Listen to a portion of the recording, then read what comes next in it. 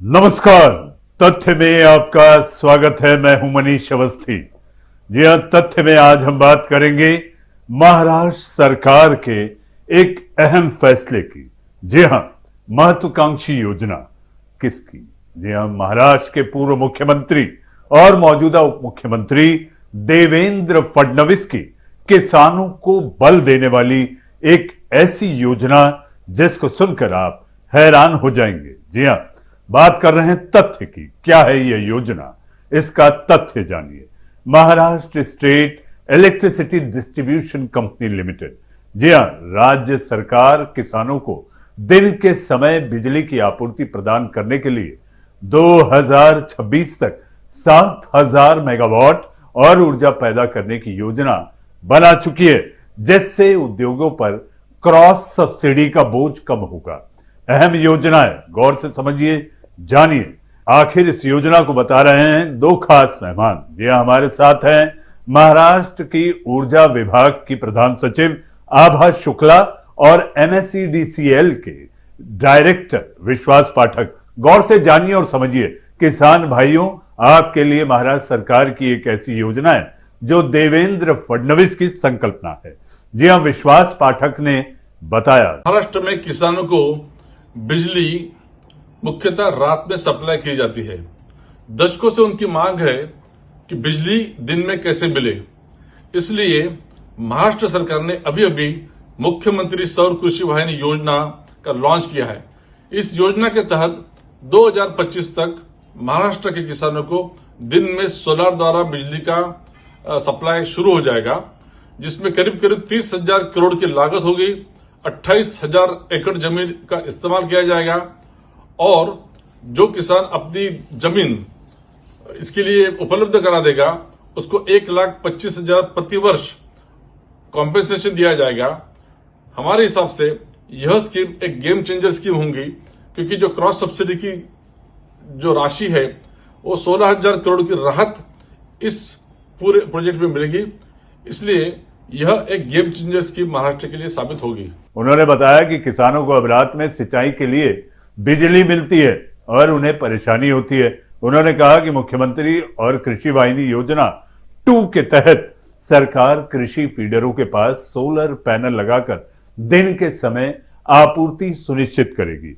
यह दिन के दौरान किसानों को विश्वसनीय बिजली की आपूर्ति प्रदान करेगा। उनकी कई वर्षों की मांग पूरी की जाएगी। जी हां, पाठक ने यह भी कहा कि मुख्यमंत्री एकनाथ शिंदे और डिप्टी सीएम देवेंद्र फडणवीस ने राज्य में MSKY 2 को लागू करने का फैसला किया है, जिसका लक्ष्य दिसंबर 2025 तक प्रत्येक जिले में कम से कम 30% कृषि फीडरों को सौर ऊर्जा पर चलाना है।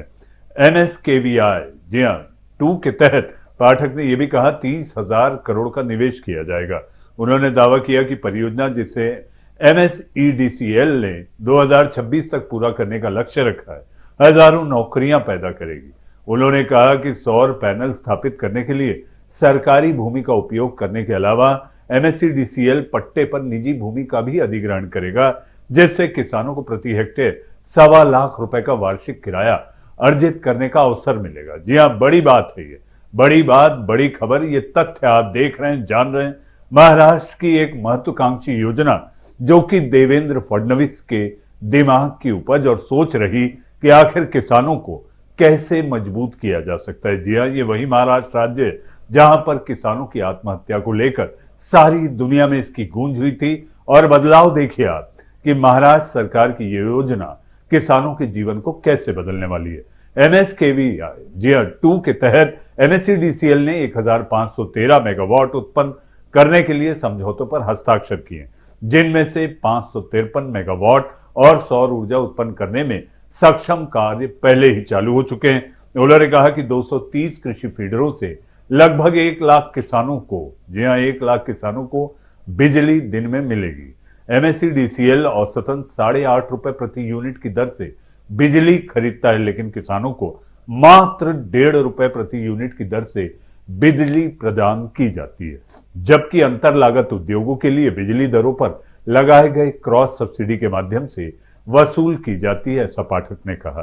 जी हां, ऊर्जा विभाग की सचिव आभा शुक्ला यानी कि प्रधान सचिव आभा शुक्ला ने भी इस पर जोर देते हुए ये भी कहा है कि आखिर ये किसानों के जीवन में कैसे बदलाव लाएगी। माननीय प्रधानमंत्री श्री नरेंद्र मोदी जी के नेतृत्व में रिन्यूएबल एनर्जी के महत्वपूर्ण प्रकल्प पूरे देश में क्रियान्वित हैं। महाराष्ट्र राज्य में माननीय मुख्यमंत्री व माननीय उप मुख्यमंत्री श्री देवेंद्र फडणवीस जी ने मिशन 2025 की घोषणा की है। इस मिशन के तहत राज्य में अगले 2 साल में 7,000 मेगावाट सौर ऊर्जा उत्पादन का लक्ष्य रखा गया है। इस योजना से राज्य के 30% कृषि फीडर्स का सौर ऊर्जीकरण होगा। किसानों को दिन के समय रिलायबल, कॉस्ट इफेक्टिव, अनइंटरप्टेड बिजली प्राप्त होगी। हरित ऊर्जा के ये सभी प्रकल्प पब्लिक प्राइवेट पार्टनरशिप के तहत क्रियान्वित होंगे। इस योजना के क्रियान्वयन से पावर सप्लाई कॉस्ट में कमी आएगी। राज्य में लगभग 30,000 करोड़ रुपए का निवेश होगा और लगभग 10,000 रोजगार निर्मित होंगे।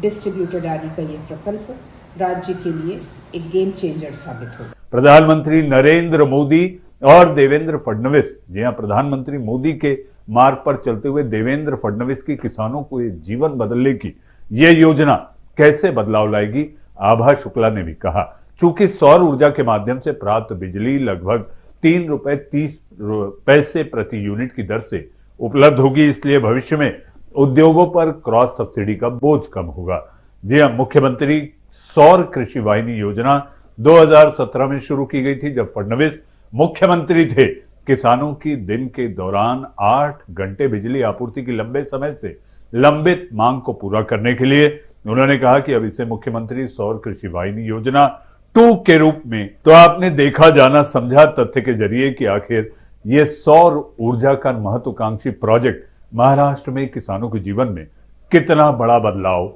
लाने को तैयार है। तथ्य में आज के लिए फिलहाल इतना ही। नमस्कार।